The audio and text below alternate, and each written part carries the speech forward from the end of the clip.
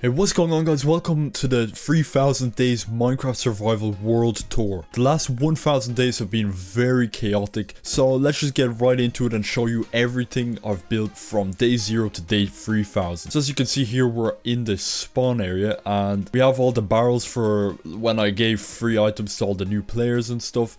There's a little path, there's the rules board there, but nothing much to see here. It's just a big spruce farm. Let's head right into the nether. So we come out here in this room and we have a long hallway here. So this way we have a nether fortress, but there's nothing in it. And there's also a portal to a ice farm. I'm not going to go all the way there because it's like 3,000 blocks away. So play some footage of it here. But let's move along. So I have a lot of these little like things in the nether here, which are basically preservation areas. I loaded all the terrain in 1.17, upgraded to 1.18, and now that terrain's rare, so that's why they're preservation areas. So over here in the end, we have an end farm. As you can see, we drop down here, we get all the kills. Also, what is that purple stuff under the end? I don't know what that is, but it's pretty cool. It would be cool if that's some portal to some 4th dimension no one knows about. Let's get out of here. As you can see here, there's a little sign that says the central hub. We go down here and it brings us to the nether hub. We have the boat storage there. And here it is. It's not that long or anything. Yeah, it's very quick. Wait, what? What? I just went so fast that the boat... Okay, it's just a visual glitch. Never mind.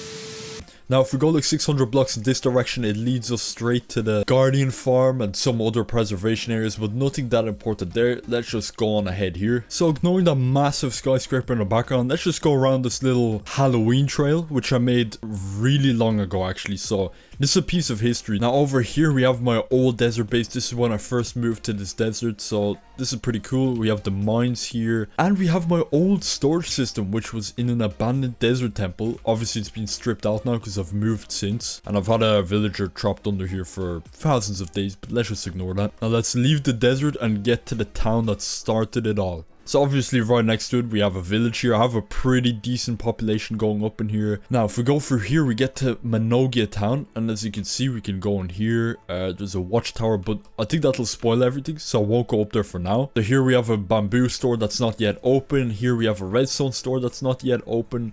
Here we have a sea lantern store, which actually is open and does get restocked sometimes. Here we have the mines of Manogia, which basically you can pay a little fee and check out the mines. There's nothing there yet, but there will be in the future. Now up here we have Luca's glass castle. This is where Luca sells his glass. Pretty weird building. Here we have an office space that I built, but then Luca bought it after. This is during the building boom of Manogia town when I was selling away stuff for cheap. Now here we have the Jarvan bank, which is owned by Luca. Again, was sold by me. Oh, the vault door is non-existent. Might as well. Okay, there's nothing there. Now here we have the nightclub. I actually played a footage of it. We have a bar, we have a storage room, we have a bathroom.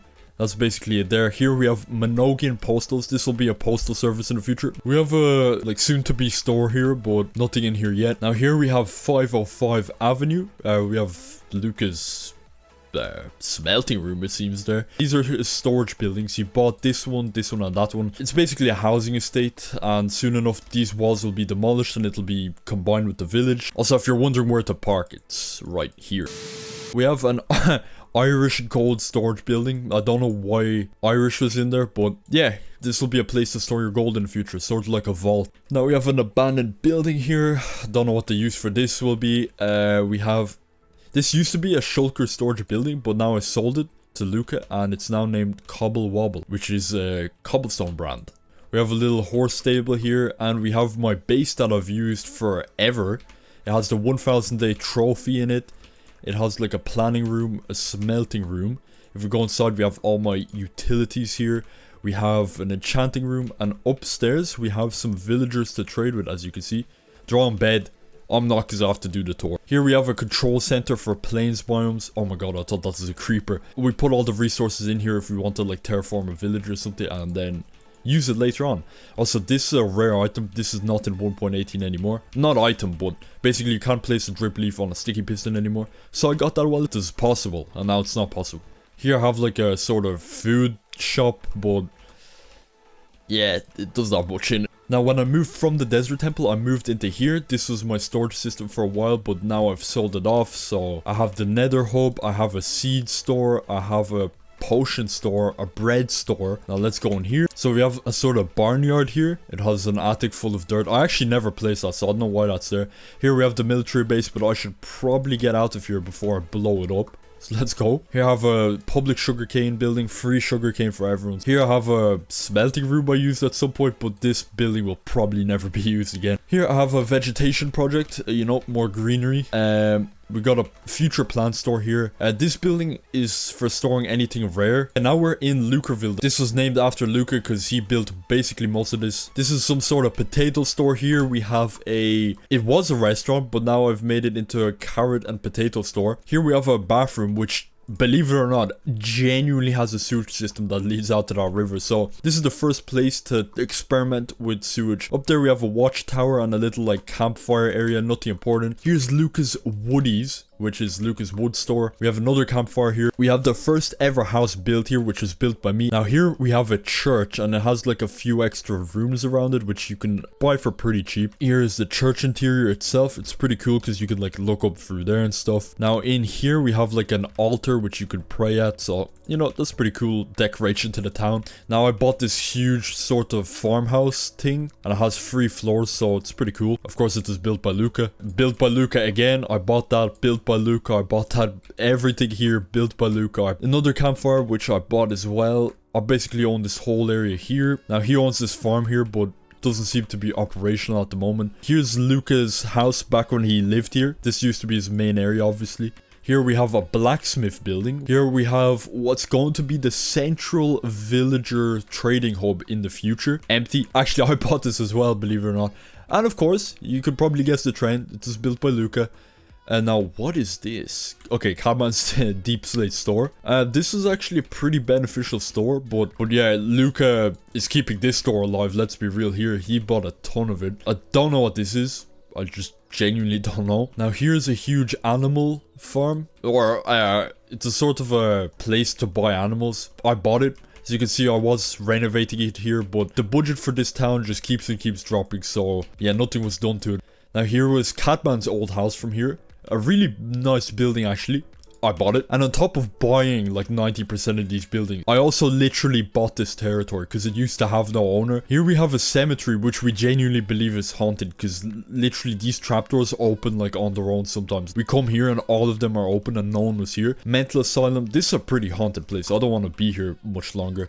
Here's a kind of gate. I don't know what to call this, but yeah, here we're gonna have a huge project, so stay tuned for that. Lucaerville is not done yet. It's gonna have expansions in the future. Now, in an undisclosed location underneath Lucaerville, we have a boat glitch, which cannot be replicated after 1.17. Basically, I got it stuck in bedrock. Oh wait, the bedrock changed. Well, never mind then. And here we have some illegal bedrock found at Y level 0.